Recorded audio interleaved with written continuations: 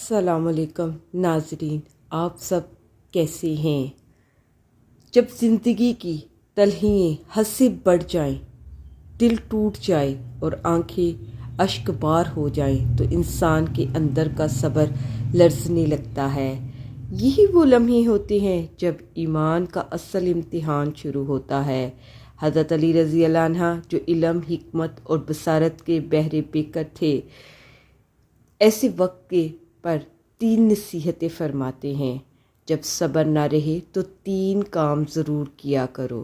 Number 1، خاموش ہو جایا کرو۔ نمبر 2، سجدے میں گر جایا کرو۔ نمبر 3، اللہ سے باتیں کرو۔ یہ 3 کام بظاہر سادے نظر آتے ہیں، مگر ان میں روحانیت کا سمندر چھپا ہوا ہے۔ خاموشی اختیار کرو۔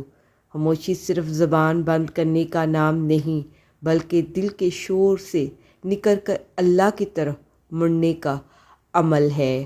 جب ہم شکایتیں کرنا چاہتے ہیں، صحیح بولنا چاہتے ہیں، کسی پر غصہ نکالنا چاہتے ہیں، تب ہمیں خاموشی بچا لیتی ہے۔ یہ خاموشی ہمیں نفس کی آگ سے محفوظ رکھتی ہے اور ہمیں اندرونی سکون عطا کرتی ہے۔ سجدے میں گر جایا کرو۔ سجدہ صرف عبادت نہیں ہے، ایک عظیم سہارا ہے۔ جب انسان دنیا کے دروازے بند ہوتے ہیں تو اللہ کے دربار میں جھک جانا ہی فلاح ہے۔ دل کی زنجیریں ٹوٹتی ہیں، روح کو آزادی ملتی ہے اور آنسو وہ پیغام بن جاتے ہیں جو زبان بیان نہیں کر پاتی۔ اللہ سے باتیں کرو۔